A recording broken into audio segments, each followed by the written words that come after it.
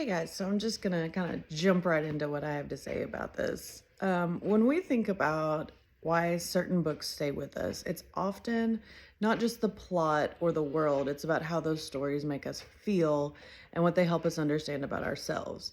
So, in A Court of Thorn and Roses, that connection happens through Farah's inner thoughts, or what we like her interiority. Um, One moment that captured this for me is when Farah's reflecting on leaving Tamlin at the end of chapter 28.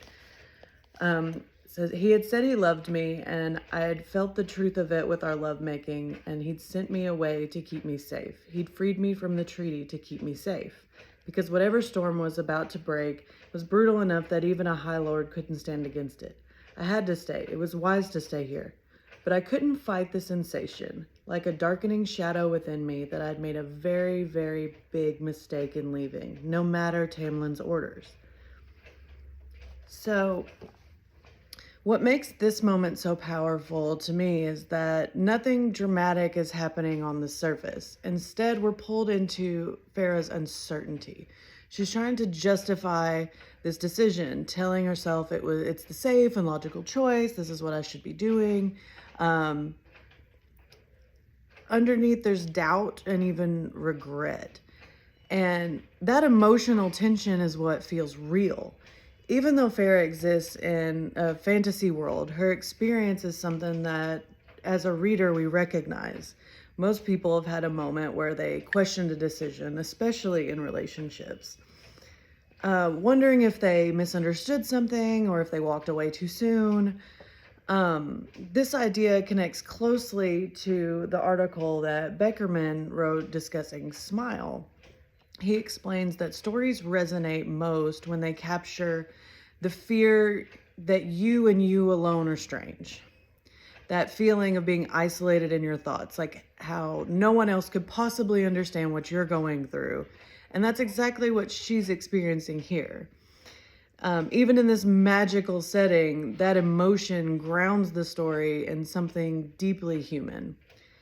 Beckerman also points out that young readers often turn to the same books again and again, not necessarily because of the storyline, but because of how those stories make them feel.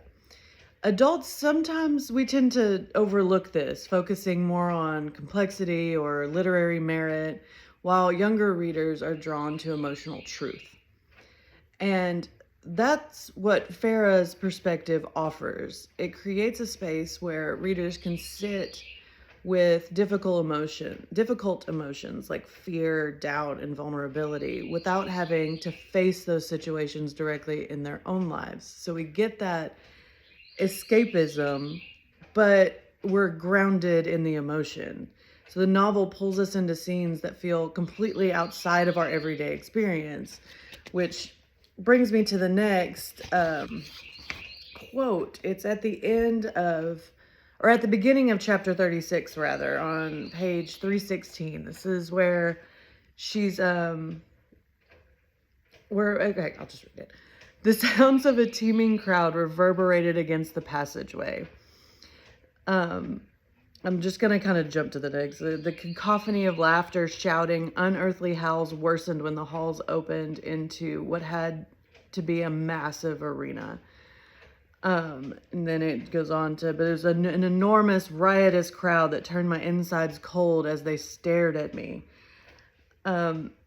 This moment where she walks into the arena, all the loud noises happening, and it's overwhelming and intense. The noise and the chaos and the sheer scale of the crowd, it creates a sense of danger and spectacle that allows us as the reader to fully escape into this story.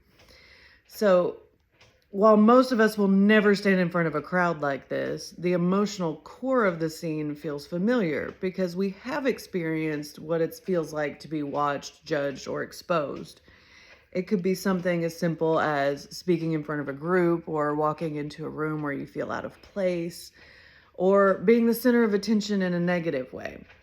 That detail, how the crowd turns my insides cold,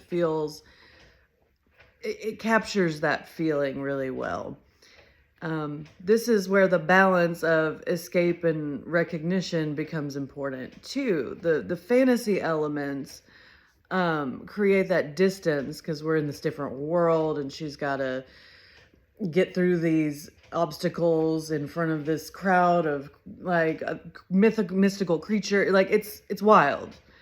But her Farah's inner reactions pull us back and ground us into something personal. They remind us that even in extreme or magical situations, the emotions at the center of the story are ones we already know. And that connects us to the idea of identity.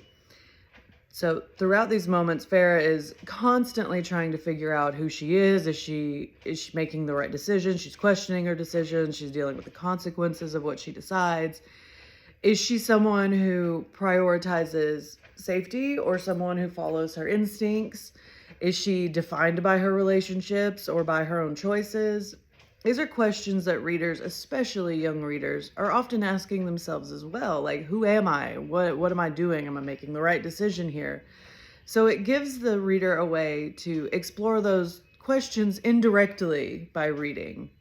They can see different possibilities play out, can reflect on their own experiences, and begin to make sense of their own emotions and shape their identity. Back to Beckerman, he suggests that what adults sometimes forget is that reading isn't just about understanding a story, it's about feeling understood by it. And I think A Court of Thorns and Roses does exactly that. It invites the reader into this rich, immersive world filled with danger and romance, while also giving them access to Farah's inner life, her fears, her doubts, her desires.